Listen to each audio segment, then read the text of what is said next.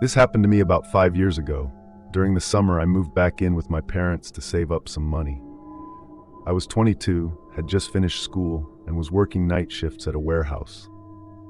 My schedule was all over the place, so I'd usually be awake when most of the neighborhood was asleep, and asleep when everyone else was out and about. It was early July, and we lived in a quiet suburb in northern Illinois. You know the kind. Cul-de-sacs, well-kept lawns, and those little green mailboxes at the end of every driveway. The most dangerous thing around was the occasional raccoon tipping over trash bins. One morning, after a rough overnight shift, I got home around 6 a.m., had a quick snack, and went to bed.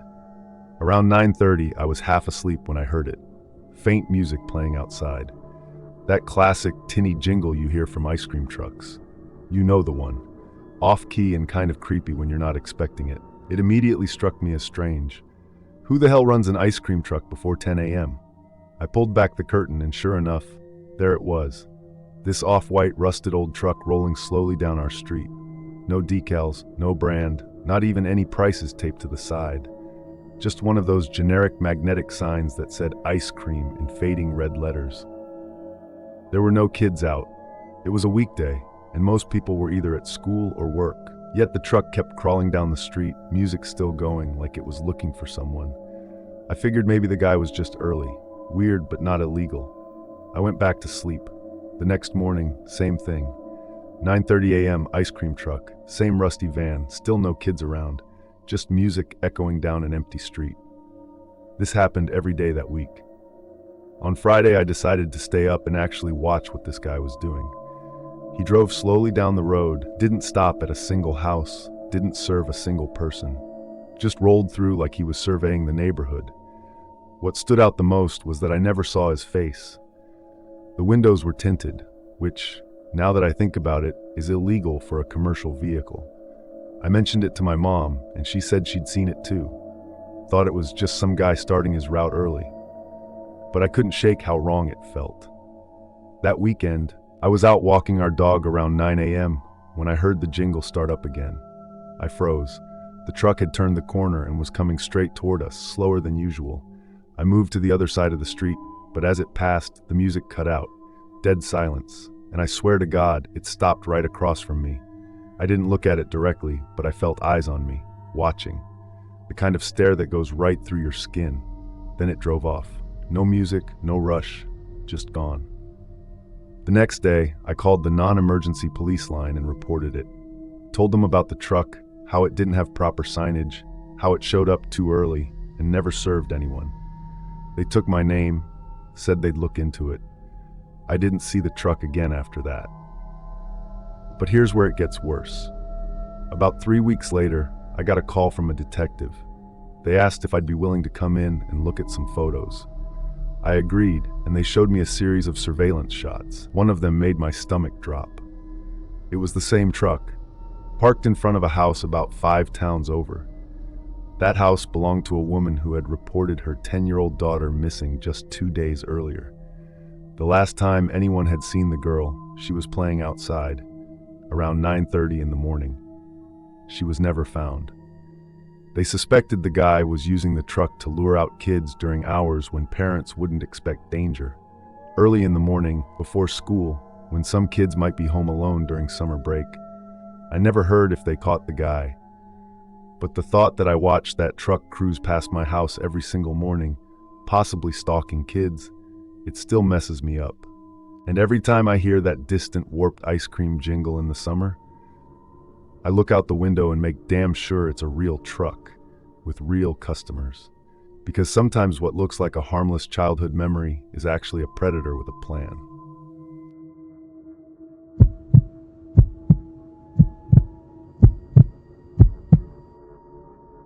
I was 14 when this happened, old enough to know better, but still young enough to get excited when I heard an ice cream truck coming down the street.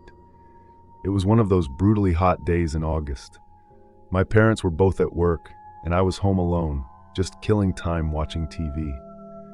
Around 2:30 in the afternoon, I heard the familiar ice cream truck jingle getting louder outside.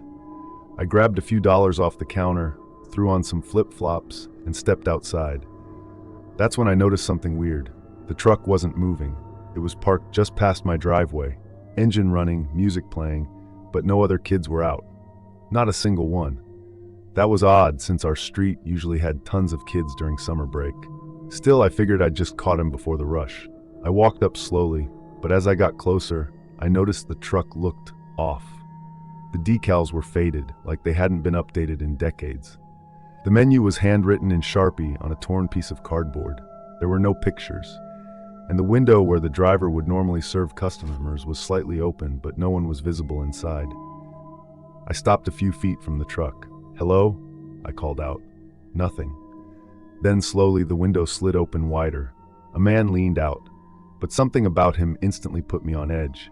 He wasn't smiling, didn't say a word, just stared at me. He looked to be in his 40s, heavy-set, wearing a sweat-stained t-shirt. I remember his eyes, they didn't match his face. Cold, blank, like he wasn't really looking at me, more like through me.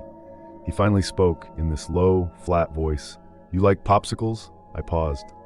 Yeah." He reached behind him out of sight and pulled out a red popsicle. No wrapper, just bare. Like he had just unwrapped it or made it himself. Then he said something that froze me. "You don't gotta pay, it's free. Come on, hop in where it's cooler." He motioned toward the passenger side door.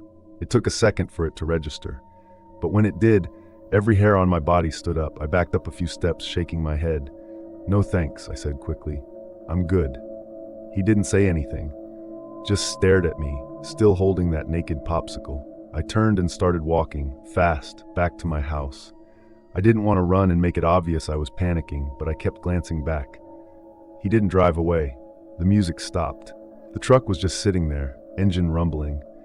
I got inside, locked the door, and pulled the curtain back just enough to peek. He stayed parked out front for another full minute, then finally drove off, but not down the road. He turned around and went back the way he came, like he hadn't even been serving anyone on the street, just driving, watching. I told my parents when they got home. My dad drove around the neighborhood, didn't see the truck. We reported it to the police the next day, but there wasn't much to go on. I didn't get a license plate. I was too rattled to even remember the full name on the truck, if there even was one. The scariest part? A few weeks later, I overheard my mom on the phone with a neighbor down the block. Apparently, their 8-year-old daughter had told them that the popsicle man asked her to ride with him so he could take her to his special freezer. She had been outside alone. She didn't go with him, but she thought about it. That truck never came back after that. Or maybe it did, just somewhere else. Now, even years later, I don't trust ice cream trucks. Not because of the ice cream, but because some of them aren't there to sell it.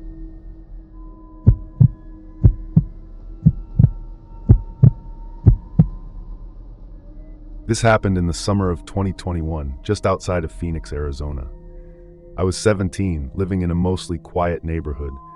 One of those developments on the edge of the desert, stucco houses, cul-de-sacs, and barely any streetlights. The kind of place where you don't expect anything bad to happen. It was around 10:45 p.m. when I first heard it. That music, that weird, warbly, off-key ice cream truck music, echoing in the dark. I was in my room scrolling through TikTok with my headphones in when I noticed the sound faintly underneath my audio. I paused my phone. At first, I thought I was imagining it, but then it got louder, slowly creeping down the street. I pulled back the blinds and looked outside.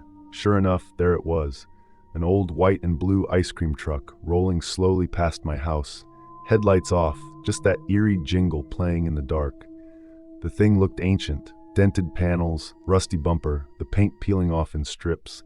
I remember thinking, no kid is out at this hour. What the hell is this guy doing? The truck kept creeping, then came to a full stop 2 houses down, in front of my neighbor's place. Their porch light was off. No one was outside, and the music suddenly cut out. Just dead silence. I sat there staring, expecting it to move again, but it didn't. Then I saw movement. The driver's side door creaked open. A man stepped out.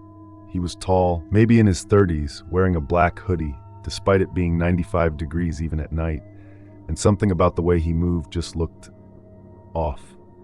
Too slow, too deliberate, like he wasn't confused or lost, like he knew what he was doing. He walked straight up to my neighbor's house and just stood there, didn't knock, didn't ring the bell, just stood by the front door like he was waiting. After about 20 seconds, he turned and looked directly at my house. I ducked under the window so fast I nearly ripped the blinds down. I didn't want to move. I didn't even want to breathe. About a minute later, I heard my backyard gate creak. That gate is wooden and sticks when it opens. It makes a really distinct sound, and I knew it hadn't been open earlier. I peeked out my back window and saw the outline of someone, the same man, walking into my backyard. He had something in his hand. I couldn't see what it was. Maybe a flashlight, maybe something worse. That's when I grabbed my phone and called 911. I told them someone had just walked into my backyard from an ice cream truck and that I was home alone. The dispatcher told me to stay on the line and go to a locked room. I ran to my parents' bedroom and locked the door. I didn't hear anything else for a few minutes. No footsteps, no gate, no music. Then I heard the truck start back up, slowly driving away. By the time the police arrived, it was gone. But here's where it gets worse. They found boot prints by the back sliding door, and one of the patio chairs had been dragged under my bedroom window, like he had been standing on it watching me. The gate had clearly been forced open from the outside, and there were smudges on the glass, like someone tried to push it open with gloved hands. The officer said this wasn't the first report they'd had about a truck like that. There had been 2 similar calls from nearby neighborhoods. Same description, same music, same behavior, but they never caught the guy. The next day, my dad installed a full camera system around the house. That truck never came back.